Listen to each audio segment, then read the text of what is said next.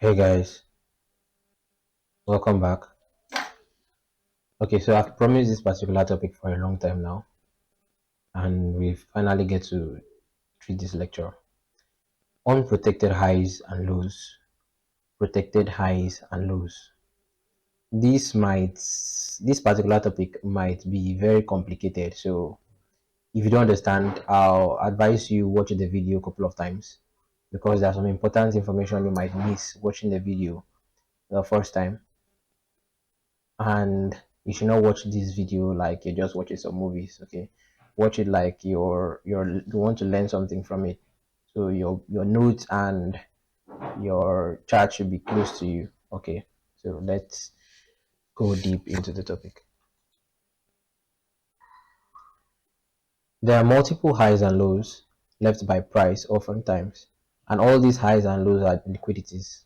But there is a simple narrative around this liquidity hunt that makes some highs and lows protected while some unprotected. Okay, so yes, I've said it many times that all highs and lows in the market are liquidities, but that there's a simple narrative around this protected and unprotected highs of a thing. But before we go further, I want to let you know that I did not learn this particular thing anywhere. This is just my own personal research or personal study. Anybody can call or have his own strategy that might want to call it protected highs or lows. Doesn't mean that we might be talking about the same thing, okay? But this is just my own personal research, okay? So protected highs and lows. As the name implies, these highs and lows are not meant to be taken out until price's most important task is done. And you'll be asking, what is price's most important task? Well, we'll get to that. All highs and lows are liquidities. Yes. Being a protected high or low does not mean price will totally ignore it. Now you might be wondering, what does this mean? Being a protected high or low, a high or low does not mean price will totally ignore it. Yes, that's true. Because it's protected does not mean price will totally ignore it. Price will surely come back for it later. But there's something price does that makes these highs protected. It's not that it's protected by something. It's just that the protection there means that price is not supposed to take that high. Okay, until price most important task is done. So unprotected highs and lows. These are oftentimes drawn liquidity and internal liquidity. I don't know if you've heard of internal liquidities, but unprotected highs and lows are oftentimes drawn liquidity. Remember the daily AMD, remember the weekly AMD, where price always targets previous day high or previous week high or previous day low or previous week low. So those lows are mostly internal liquidity, sometimes external, but all those lows are unprotected. Okay, this works in line with the weekly cycle. Like I said earlier, price takes out these liquidities and go opposite to the main objective. The weekly cycle, the weekly the where price have the manipulation phase, then takes out liquidities, they start going opposite to the main objective. The main objective is occurs during the distribution phase. That's the main objective. That's where price is living. So why price is living for the main objective? It leaves highs and lows, and some it doesn't target, some it doesn't read those highs, some it doesn't read those lows.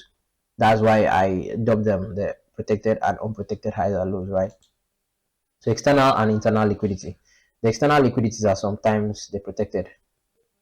I don't know if you understand what I mean by the external liquidity, but I have some diagrams that help you. Internal liquidities, on the other hand, are mostly unprotected. Price deals with this liquidity differently depending on the weekly cycle. So the external liquidities are most times the protected highs and or lows, and the internal liquidities are most times the unprotected highs or lows. And price deals with this liquidity differently because every high is a liquidity. It doesn't mean it should just be. You miss some entries if you do that, and sometimes it might be the liquidity. So you want to be able to spot that liquidity very very well. That's why this topic is here for you. You want to be able to spot which high is price likely to take and which is price likely to ignore for the meantime. Okay, that's one of the best things to get in good directional bias. Okay, so look at this diagram. First, please understand this is not just structure. I don't teach structure, right? I'm just giving you an illustration of, because the chart might not be like this every time, but I'm just giving an illustration of what a protected high might look like. Okay, this might appear in different behaviors and different patterns or whatever. So we have a buy side liquidity here. Let's assume there's other price action behind that, and we have a buy side liquidity here.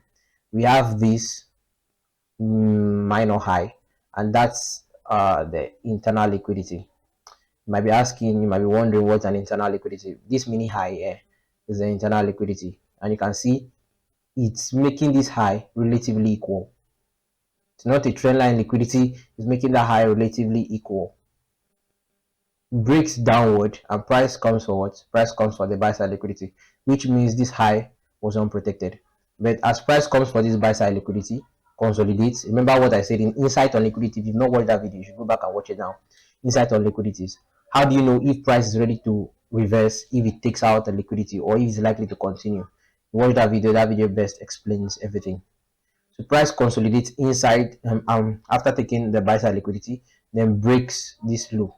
After breaking this low, you might be wondering, is price coming for this buy side liquidity again? But the answer is no. There's an FVG here. There's an FVG here, and this is the next day. This FVG is going to be the drawn liquidity for that day rather than this high. This high is now protected. Why? Because it took out buy side liquidity. Price is not ready to take out this high until the main objective. Let's say we have a sell side liquidity below. Until the main objective is met. Let's say this is the manipulation phase of that week. So until price takes out the previous week low, that's the previous week sell side liquidity that's below, this high remain protected. But when price is coming back for the distribution phase, this high gets graded and it's no more protected. Once price takes out a all-time low, this high is no more protected. But for the meantime, until this manipulation phase is over, this high is very, very protected.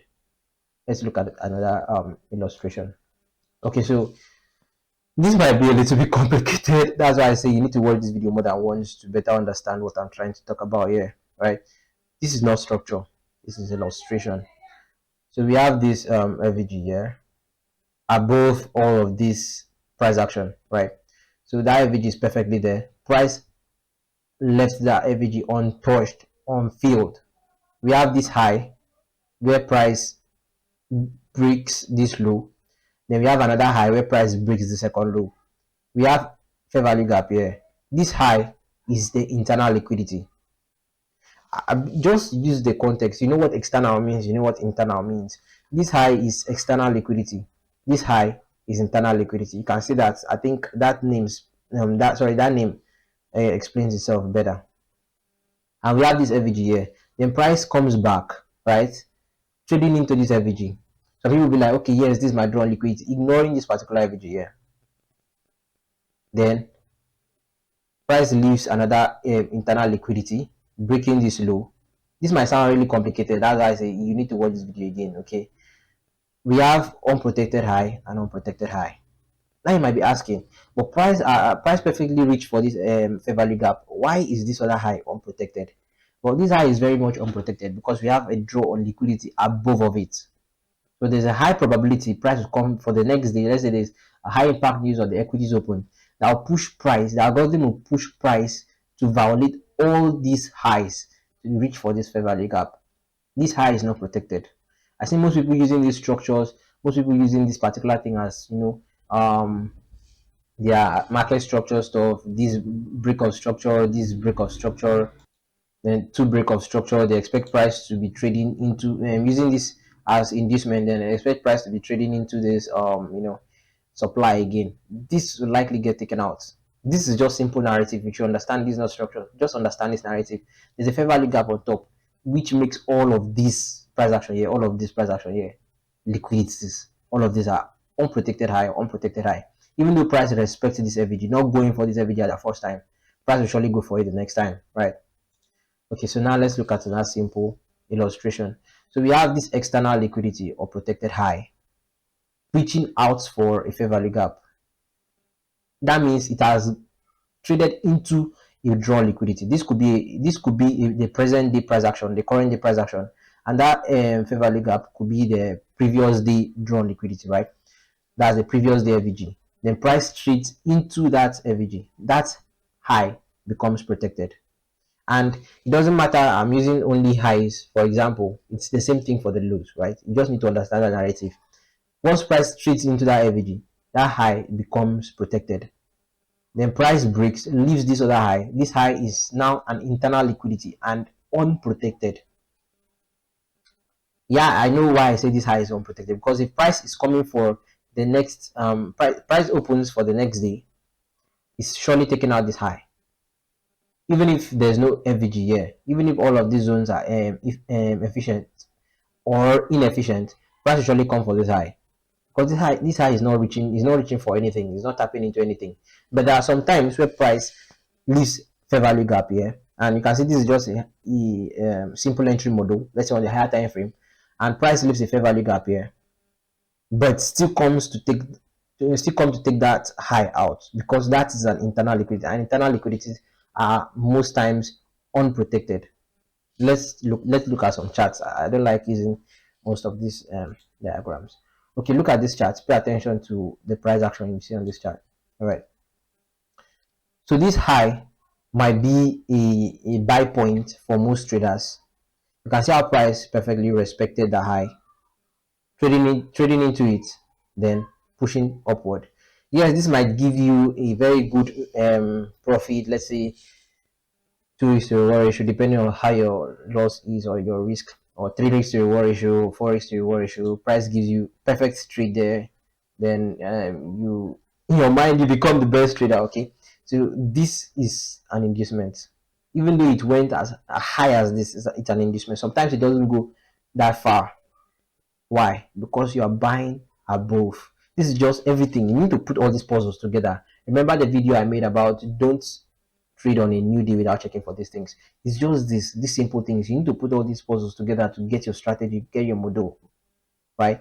Don't buy below, or sorry, don't buy above a fair value gap. That's simple, very simple. Don't buy above a fair value gap. So if you buy here, you might surely make profit if you know where to take your profit. Let's say you take your profit here, but that's not a high probability trade, because we still have fair value gap here, and price reach for that fair value gap perfectly. That high becomes what? Protected. This is unprotected. Why? Because you still have a fair value gap below here. You see, this is not structured. This is just another way, like another kind of behavior with the things, but the same explanation with the thing, with the diagrams I just showed earlier. Right? We have this high reaching for this. What, I don't know. Maybe this could be demand for some people. I don't know. And price rejected there, ignoring this FVG. This high is unprotected. This low, sorry, is unprotected. In other words, price comes for this fair value gap later and trades back up. This low becomes protected. Then price leaves this internal liquidity here. Even though that internal liquidity is trading into a fair value gap, price leaves that. Then the next day, you can see the next day here, you can see the time frame. The next day, price opens here and reach out to take out that internal liquidity. You can see in some days you are expecting the previous day fair value gap as a draw liquidity. In some days you are expecting the previous day low or previous day high as a draw liquidity. But you see on this price action, the previous day had no fair value gap there, and it used the internal low instead. Even though that internal low is trading into an FVG, like like this, almost like the OT on a higher time frame. You can see this low rated, then break this high, come back for that FVG, and you think price will just keep going higher till it take out this high. Yes, price will go out to take out this high, but once a new day opens, the algorithm seeks for new liquidity, and it uses the internal liquidity. This low becomes what? Unprotected, and this high is what? Protected. Not for long, until price takes out its objective, its main objective. Let's say this is the manipulation phase, and its main objective is to take out the previous week high that's up above. When price takes out that previous week high, the manipulation phase is over. The distribution phase, then price will come back for all of these all of these lows, and this low is will no more be protected if price reach its main objective. I don't know if it's being too complicated or if I'm sounding like a mathematician right now, but that's just the narrative around it, right? So let's see another example. So we have this high. That high was taking out a high there. So that high took out a buy side liquidity. Because that there's no much information on this chart, so I'm going to tell you that. But this high was taking out a buy side liquidity, and you can see the consolidation there. What happens after price takes out the buy side liquidity and consolidates? You're expecting what? A an opposing movement, sorry. So that buy side liquidity was a previous week high, and that was the end of the manipulation fees for that week, and that high becomes what? protected because that's the head of the manipulation phase, like the high that takes out the buy side liquidity for that week, the weekly cycle. That simple narrative. So price broke down, consolidated, leaves this bunch of highs here, relative equal highs, right? You can see that, leave relative equal highs here. Then the next day opens with this void, and price traded to take out that high. That high is very much unprotected. This imbalance is left unfilled because that imbalance is the manipulation imbalance. Yeah, I promise to teach about that too, and I will. Why I want this imbalance to stay unfilled? It's just simple narrative. That imbalance is a manipulation imbalance. Price is not supposed to go for that. Price is supposed to target this high, and this high is unprotected and internal liquidity. You can see it. This is the main high, and this is the second high. Internal liquidity. Price takes that out, breaks this other low. I don't care how you call it, but that's a break of a low to me. Then we have this 1 hour fair value gap there. That becomes our drawn liquidity. Price is not coming for this high no matter what. You can see the narrative here. Price reach out for a drawn liquidity on the previous day, then break. Price is not taking that high out or that low out until the main objective is done. So if price is coming for a sell side liquidity below here of the previous week, then once price takes that out, then using the insight on liquidities to know if price is reversing or rather going downwards more, you know that all of this unprotected high, will no more be protected. Will no more be protected. They will become unprotected. I'm using the protected word too much, okay? But that's just a simple narrative around it. The price comes for the main objective, like the main task. Until the main task is done, these highs will remain like that. And you need to understand these things. This might be a perfect supply for people where they trade, supply and demand and all those things. But trust me, it's not the supply, it's the fair value gap. This also might be a perfect supply for people to, expect price to trade into, but you miss entry because you don't know that that's a manipulation imbalance there. I'll teach about that. So price trades into this 1 hour fair value gap, and you'll be wondering, why is price not attacking this low instead? Why is it coming for the fair value gap instead? Well, in a week, we can only have one manipulation imbalance, and this is the manipulation imbalance for that week. The rest, price goes for the previous day FVG. The price coming for this previous day FVG, not violating this high, that high becomes protected. And I know it even before it happens. I know it is my strategy. I trust it. I trust my edge. That price is not going to take out the high. Why? Because it has taken out relative equal highs here. This is another buy side liquidity for price to take that out. Also, once the price main objective is done, you're not supposed to take this high out. When price is coming back again, like taking out or let's say this week's price action is done for the next week, then you can see there's no more protected highs. There's no protected highs. If you have, okay, see this week, right? If you have this week's price action and you have all your protected highs marked, you've outlined all your protected highs and all your unprotected highs, and that week is done. You don't have any business with that week again to be marking. You don't have any protected high again for that week or protected low. Mark my words. Go and study these things. I'm not saying you should take my words for it, right? Go and study these things. That week's price action is done. The next week will likely take out all your protected highs. So and be wise, be smart when you mark out these highs and low stuff. It's kind of, this liquidity is very, very complicated. Trust me, it took me a very long time to understand the narrative around liquidities. What algorithm are the algorithm seeks? I might not be very, very good in understanding how the algorithm seeks for liquidity in Euro USD or JPP USD or gold and all of that. But you see, Nasdaq itself, I've given my time to study this particular price action and understand how the behavior works and how the algorithm seeks for liquidity. Yeah, right. So that's with the examples. So I need you to understand these things. Understand that the protected and unprotected highs and lows are narratives, not structures. I already said that earlier. So those examples I gave are narratives. They are not structures. They are illustrations. You might see price in a different behavior, in a different pattern, or in a different structure, but you should not be focused on the structure. You should be focused on the narrative around it. That's one thing I keep telling people. Focus on the narrative around it. What is price doing? What is price going for? That's what we want to know. And you should also know that why price should run for a high or low, or and why price should ignore some highs and lows until the main objective is met. I think after watching this video, you should understand that now, that there's a why price ignores some high and lows, and there's a why price run for a high and low. So it's not just random. Everything is algorithm until the main objective is met. That's I'm going to treat a topic. Please, if I forget, remind me this one day. I'm going to teach on how to get a good swing trading every week, like one particular setup every week. So for those people who are maybe you're busy with school or you're busy with job, you don't have time for trading. There's this one single setup you could be getting every single week, A plus setup every single week on Nasdaq. I don't mean that, but you don't need to trade much. You don't need to have a good balance, a good account balance, maybe a pro firm or anything, and get this one setup every single week. I'm going to teach about that on Nasdaq. It's kind of an A plus, but you need time to trust the setup because sometimes, like I don't know, you might have the patience to hold trades, but I don't really like holding trades over a day. It's not my thing. So this does not change the fact that all highs and lows are liquidities, because sooner or later it will still be taken out. You should understand that the protected and the unprotected, all of this shit does not change the fact that all highs and lows in the market are liquidities.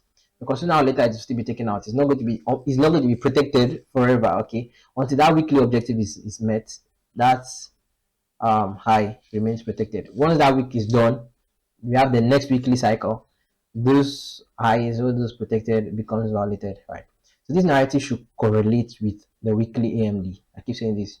Make sure you understand the weekly AMD very, very well. People still get these things confusing, right? But understand the weekly AMD very well so you can know how to find those intraday setups.